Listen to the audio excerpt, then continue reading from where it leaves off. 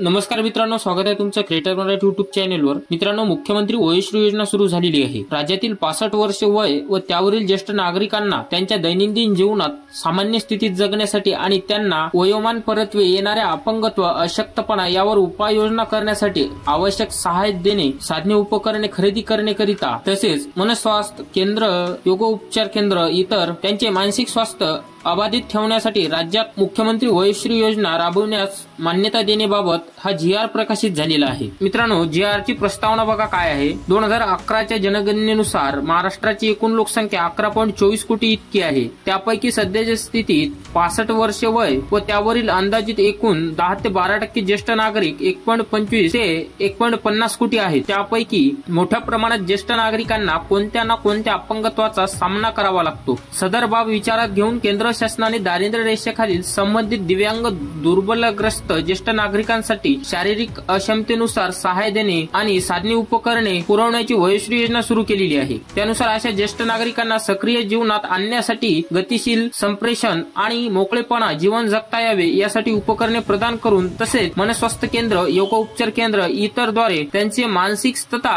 कौटुंबिक स्वास्थ्य अबाधित ठेवून वयोमानानुसार अनुकूल समाज निर्माण करण्यासाठी केंद्र पुरस्कृत योजनेच्या राज्यात मुख्यमंत्री वयश्री योजना राबवण्याची बाब शासनाच्या विचारधारणेत होती। यामधील शासन निर्णय बघा मित्रांनो, राज्यातील 65 वर्षे वय व त्यावरील ज्येष्ठ नागरिकांना त्यांच्या दैनंदिन जीवनात सामान्य स्थितीत जगण्यासाठी आणि त्यांना वयोमान परत्वे येणाऱ्या अपंगत्व, अशक्तपणा यावर उपाययोजना करण्यासाठी आवश्यक सहाय्य, साधने उपकरणे खरेदी करण्याकरिता तसेच मनस्वास्थ्य केंद्र, योगोपचार केंद्र इतरद्वारे त्यांचे मानसिक स्वास्थ्य अबाधित ठेवण्यासाठी राज्यात मुख्यमंत्री वयश्री योजना राबवण्यास मंत्रिमंडळाने दिलेल्या मान्यतेनुसार शासन मान्यता देण्यात येत आहे। या योजनेचे नाव आहे मित्रांनो मुख्यमंत्री वयश्री योजना। या योजनेचं स्वरूप काय आहे बघा। सदर योजनेअंतर्गत पात्र वृद्ध लाभार्थ्यांना त्यांचे शारीरिक असमर्थता, दुर्बलतेनुसार सहाय्यभूत साधने उपकरणे खरेदी करण्याकरिता चष्मा, श्रवण यंत्र, tripod, stick wheelchair, folding walker, commode खुर्ची, नी ब्रेस, कंबर बेल्ट, सर्व्हायकल कॉलर इतर गोष्टी तुम्ही खरेदी करू शकणार आहात। तसेच केंद्र शासनाच्या कार्मिक विभागाद्वारे नोंदणीकृत करण्यात आलेल्या तसेच राज्य शासनाद्वारे नोंदणी करण्यात आलेल्या योगोपचार केंद्र, मनस्वास्थ्य केंद्र, मनशक्ती केंद्र, प्रशिक्षण केंद्र येथे सहभागी होता येईल। मित्रांनो, यामध्ये सर्वात महत्वाची बाब अशी आहे निधी वितरण, अर्थसहाय्य। यामध्ये बघा, राज्य शासनातर्फे 100% अर्थसहाय्य उपलब्ध करून देण्यात येईल। थेट लाभ वितरण डीबीटी प्रणालीद्वारे 3000 रुपयाच्या मर्यादित निधी वितरण करण्यात येईल। यामध्ये योजनेची अंमलबजावणी बघा, ज्येष्ठ नागरिकांना आवश्यक सहाय्य व विशेष आर्थिक सहाय्य अनुदान थेट लाभ डीबीटी प्रणालीद्वारे अदा करण्याकरिता सामाजिक न्याय व विशेष सहाय्य विभाग, मंत्रालय, आयुक्त, समाज कल्याण विभाग, पुणे